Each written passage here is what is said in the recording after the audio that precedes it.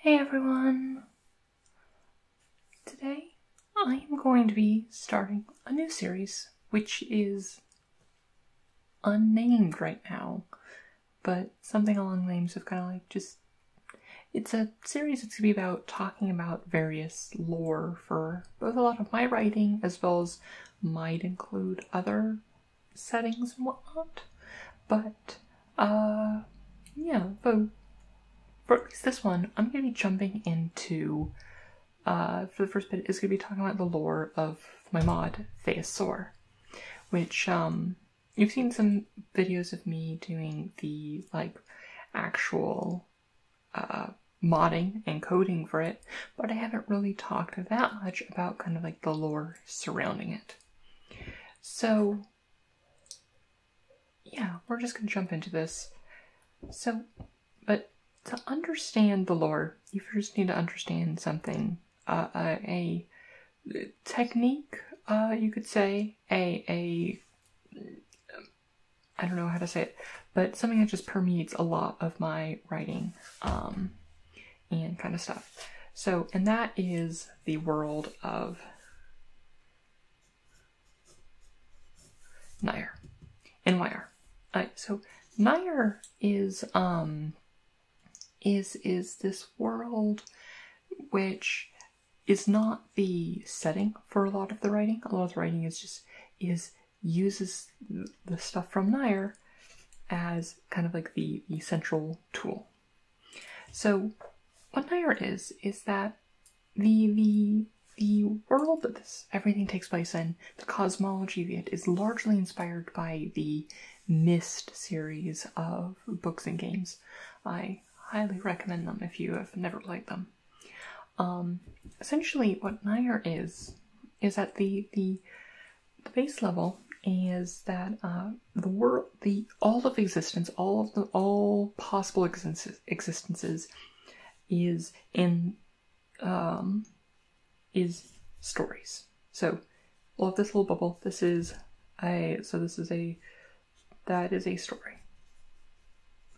Okay, now that story, they tell their own stories, which each have their own worlds, which have their own stories, and their own stories, and obviously more than that, and like that. But also this story had a story above it that told it that it is a story of, and some stories are stories like this. There's also the idea of different levels of worlds, where worlds will be like, okay, so let's have a scale here,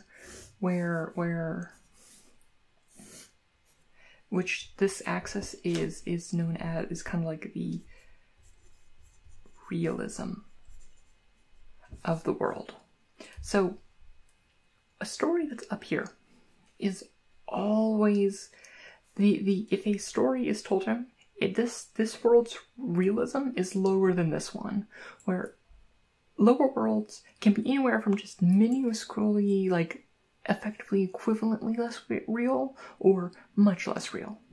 So, we'll say, words, I mean things. So let's say just like we have a world here, and the worlds it produces can be somewhere else. So say a world is a story, or a world is created from here, that is like a totally, almost real story. Pretty much the same. So it's going to be slightly lower, and it stems from it. But you might also have a story that is, down here. This is some just B-list children's, or not children's. I mean, children's stories are weird because they think. But this is just some trashy movie that things. But the idea is that even if these worlds exist and people exist in those spaces, because it's kind of stems from the phrase oh, getting lost in a book, where you get lost in these worlds, and the level of realism is how able you are to get lost in it, as well. So it is possible to move between these worlds by experiencing reading or things, or these closer ones through more advanced means, those stories. So yeah, so The further you're down, it's less likely that these will stem their own stories. Like, but if they do, they are even less real. So, like, say there's like a B-plot sitcom, and like, oh, they have their own fictional TV show down here, which is like, this is a TV show within a TV show. Like, you can think of kind of like the kind of like dream within a dream, the plot of Inception. Dreams are actually like probably like mid here, where dreams feel somewhat real, and they are their own worlds and branch off things, but they're not like quite full reality, but like they're not down here, but they're in here, and that branches out things. So almost all worlds have lots going almost down to the bottom. So worlds telling stories and things like that. Other stories can be above each other, so like very engaging ones and stuff like that. But some worlds, which are more referred to as kind of like hub worlds, produce lots of worlds that are very close. That they have some sort of the laws of that world, and also each of these worlds can have like different rules and laws and things that exist within them. But these hub worlds create lots of worlds that are close to their level of reality. Okay, that one shouldn't be higher, it looks a little bit higher. But like that. So it kind of like, it stems up here, and then those like kind of like fan off and stuff. And that's the idea that these are hub worlds, and this world being this hub world has a huge influence on all of these other worlds, which all spin out off them. So they essentially kind of like are the focal point of like a part of the multiverse, where all these things are inspired off of them. Because it's like, sure, like a lot of these could be, or some of them are just very similar, where like, oh, say like this, assume this hub world was, say, Earth. So you might, like, someone may have created like one that was essentially identical to Earth, except with like an alternate reality, and that world is slightly less real, but is otherwise a replica of that world. But also up here you might have like some dramatic, like high fantasy world that doesn't resemble this world, but the ideas and ideals still are represented in that world. And also just like as an aside, like part of the way that they is explained, that the paradox, it's like, well, if every world comes from another world, why, how does anything exist? Because what is the first world? And the idea of the realism is that at some point up here, the knowledge, like the able to perceive the causality of that was lost. And until you travel back up those, it won't exist. So yeah. So, and essentially, yeah, that's, kind of the base, kind of like idea of what that is. And Nayar is one of those hub worlds, if you will. So another idea that is important in this cosmology is the idea of the Lyrae and the Wowrae, but I cannot Wowrae, which is in the Nayarian terms for the Lyrae is a plane of worlds, where the Lyrae is where every conceivable world exists. It is it is the medium in which everything exists.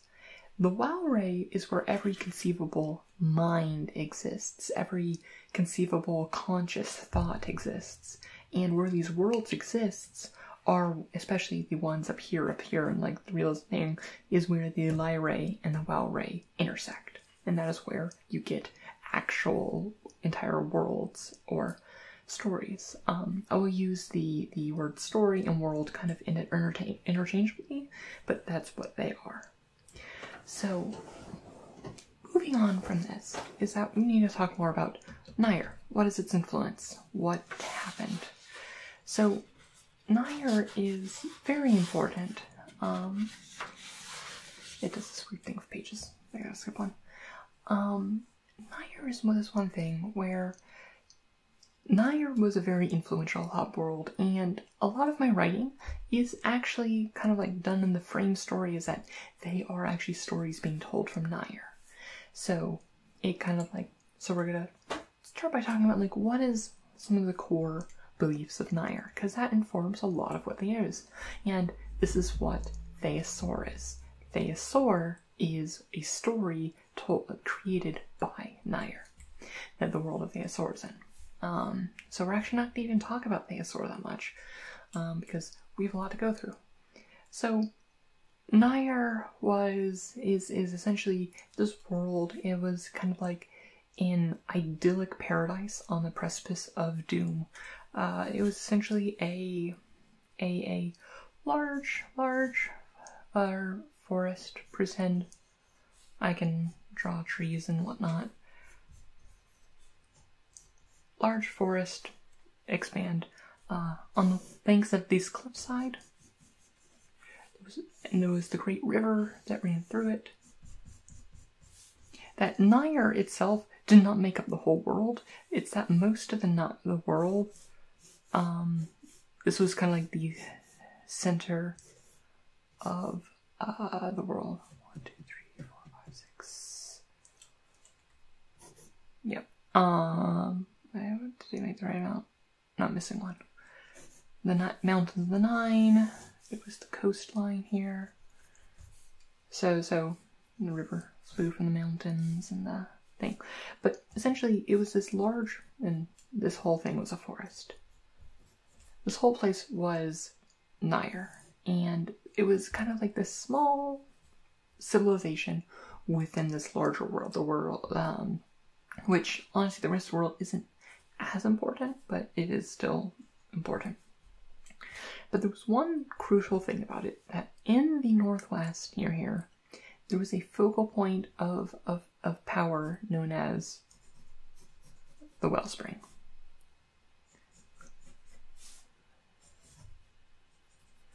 So the wellspring was the thing that kind of like gave Nayar its power. It was an concentrated outpouring of energy directly from the light ray.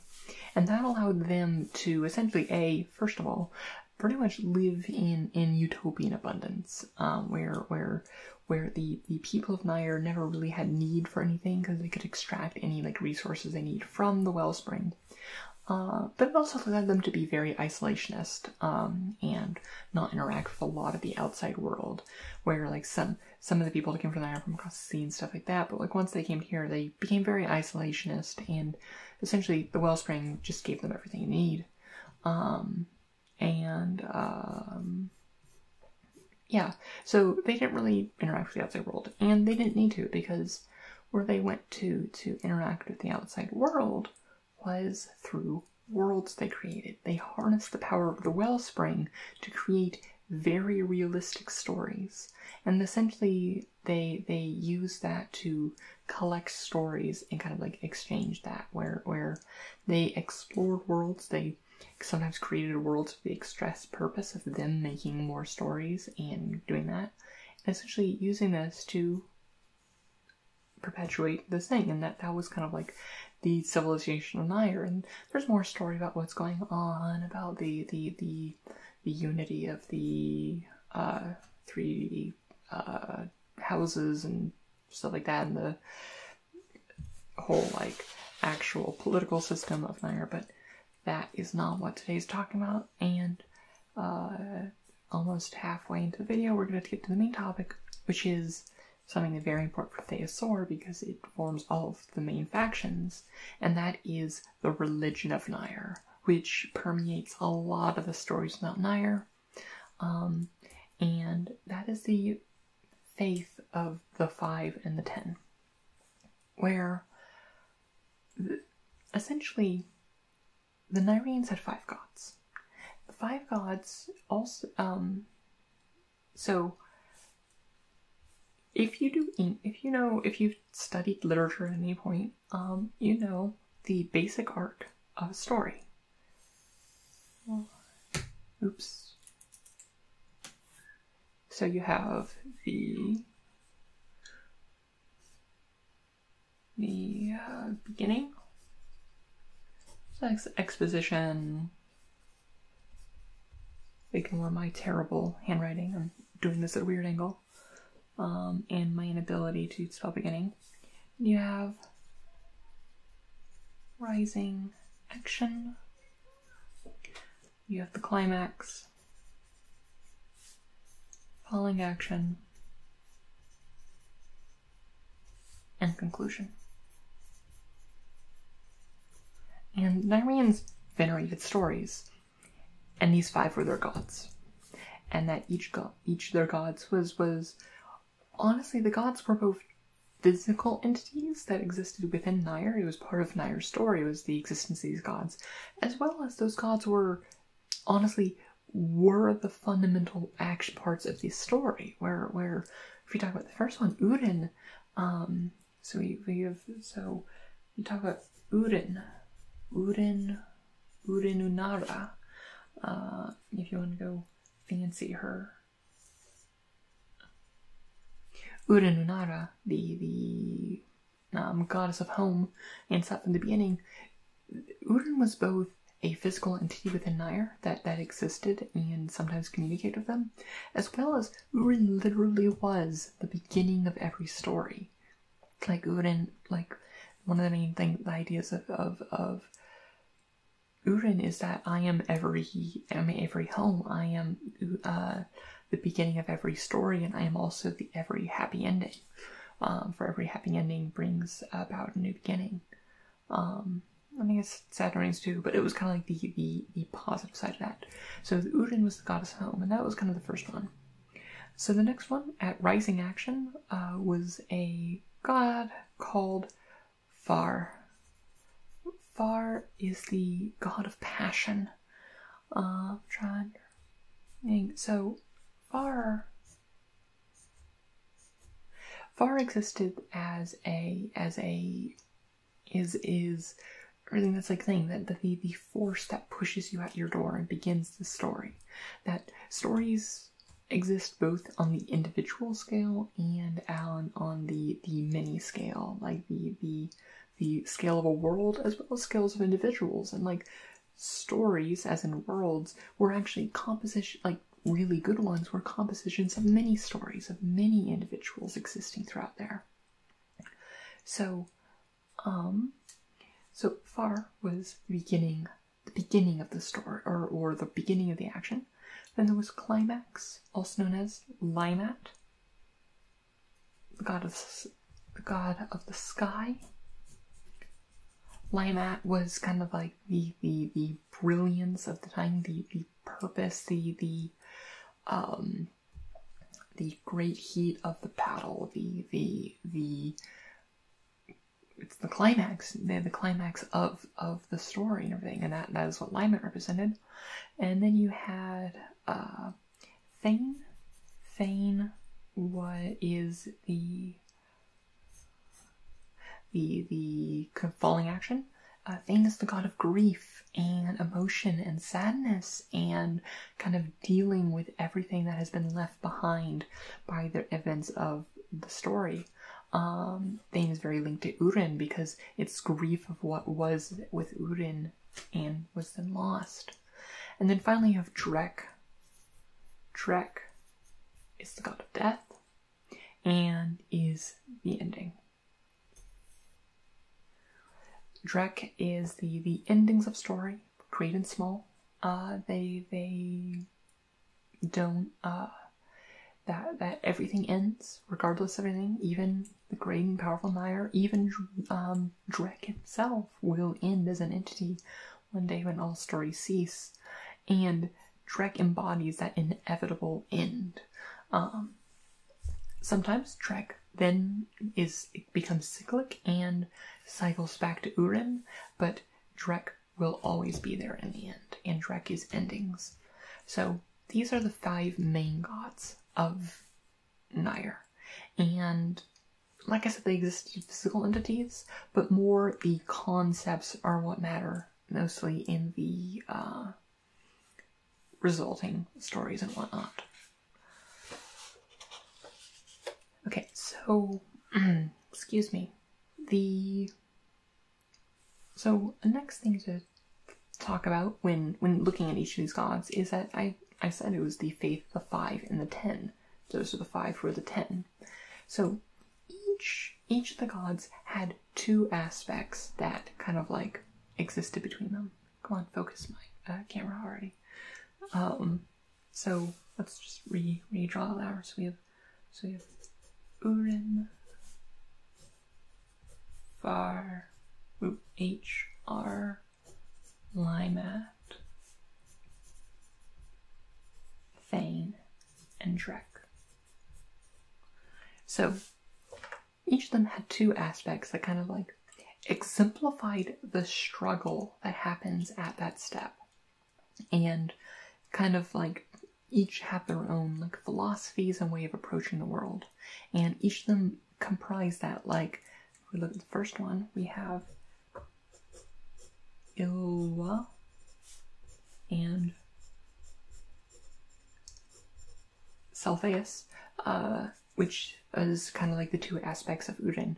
That Ilwa and Thayus are Urin, that together they comprise Urin, and that is what matters. And Ilwa and Thayus, Ilwa is the goddess of civilization, and Thayus is the goddess of nature. And it's kind of like the tensions between civilization and nature. It's kind of in both the sense of like the literal sense of like what is holier, the temple or the grove, what is the purpose, like where should you be looking to expand, like what is the proper balance of the world and between nature and civilization. But it also means it's like what is more important, like what you are born with, what is your innate nature, or who you are thing, or what you've been taught and what you will learn and how you are raised, and which is more important, and where is the balance between those halves of yourself.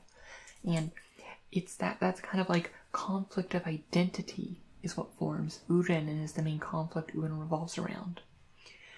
The two aspects of Far are Kalain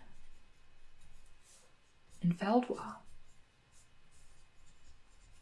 Kalain is the aspect of destiny, of broad horizons, and wanting to see out and get out there and do what you can and make a name for yourself and be everything that you can be. Feldwa is the aspect of duty, where what are you supposed to do? What obligations do you have? Like, do you leave your house on some grand adventure to explore the wilds and make a name to yourself, or do you do what is expected of you and what is called of you? And where is the balance? Like, because recklessness to extreme is too bad, while not ever sticking your head out is also a liability. And what is the balance for there, which is important for like kind of like the rising action of the story. Like, if you think about like the classic like arcs, like the hero's journey, it's like the refusal and then later acceptance of the call. That is all encapsulated within Far. Limat, god of the sky, the climax is between Kriel and Teldwe. Kriel is the goddess, the aspect of stars. Also, I should say, I say goddess and god for all of these. The depictions of them vary from story to story, and I mean, in reality, they're the divine entities that that defy gender, and they are often depicted either way. So Kriel is the aspect of stars, and Teldwe is the aspect of moon, and essentially what that means is talking about the importance of what story.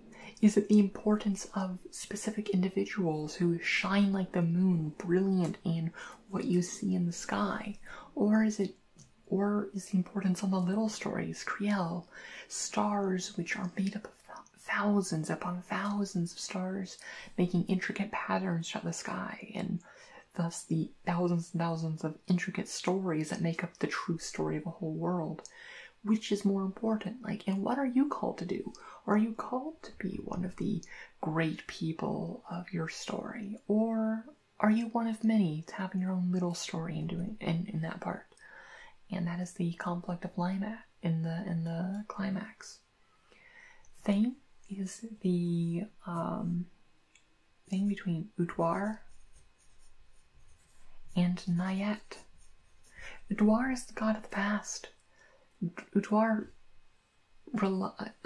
thinks back, looks back on everything that was and kind of reflects on that and seeks to know what came before to inform decisions and how to cope and how to move on after events have happened. Nayar is the aspect of the present, where who looks here, now, what can be done now? This has happened. What's now that can be done, and is not very much looking forward. Sometimes it's also just depicted as the aspect of the future. But it's kind of like this idea of like, when you're dealing with like, is the god of grief. Like when you're dealing with grief and sadness and other things brought upon that, like where do you look? What is important? You know, broader, like where should you look? Like should you be very mindful of the past, but like you might lose sight of what needs to be done and actions and be too slow to act. And that is kind of like the conflict of Thayne. And finally, the last is the conflict of Dreth between Udwa. I know it's similar to Udwar, and Eldwa. There's actually a reason for that, but I don't think I'll have time to get into that. Udwa is the god of life.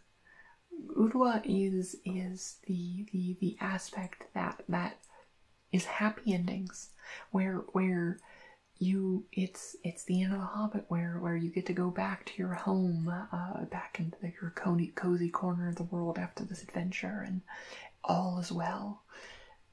Eldwa is the aspect of death, where I said Trek is the god of death, but really Trek is the god of endings, and Eldwa is the aspect of death, and the black void that ends with that Eldwa is they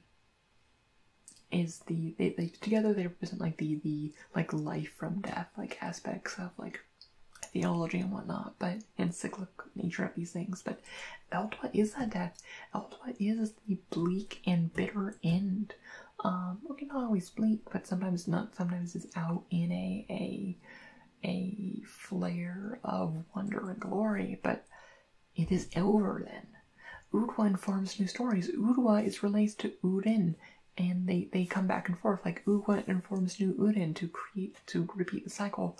Eldwa is the end, and kind of in that way. So if you actually, so these are the 10, and those are the 5. The religion of the 5 and 10. In Thayus Sor, we actually gotta talk about it. These are the ethics. These 5, and the opposing ethics are the 2 things where the factions of Ilwa are greatly opposed to the factions of Thayus, and they both have wide, like, all of the factions within Thayus Sor recognize the 5, and they even recognize their opposing aspects, but they definitely kind of like exert like the importance of theirs over the other one, and their interpretation of the struggles that each of the 5 represent. And that is what this conflict is about, and this conflict of dogma is in the dualities of these natures. So one thing to think about, like when looking at any of the stories within this universe, is that not all of these are depicted the same throughout all universes. Is that each person who created these stories, okay, I mean, ultimately, I created all of these stories, but, you know, but who created all these stories, and what is their bias? Like, you might have a story where Creel is very important, and Creel is the most important, and that is a writer with the bias towards Creel, but the nature of that world leans towards Creel, where it's really important about Creel. Now, Thayus Sor is actually a very centered writer, in central thing, where the idea that with revolving around ideas of like the problems of extremism and taking ideals too far and whatnot. I can't talk about the actual author in general of Thayus Sor because that's actually story spoilers to some things, but yeah. So, yeah, so I hope you all kind of like enjoyed me like rambling and just dumping some like fantasy lore on you. And yeah, no, if you'd be interested in like hearing more about like my like series like this, both like my writing as well as like other worlds, like I already like I have some things already planned. I'm like planning to do some series on like some magic lore and the RuneScape lore. But let me know if you liked this and would like to see more in the future on both Thayus Sor and other tangent worlds that exist within this framework. That Nayar is in many ways kind of like a frame story where that's woven throughout all the works. So yeah, well, I hope you enjoyed this, and I will talk to you all later. All right.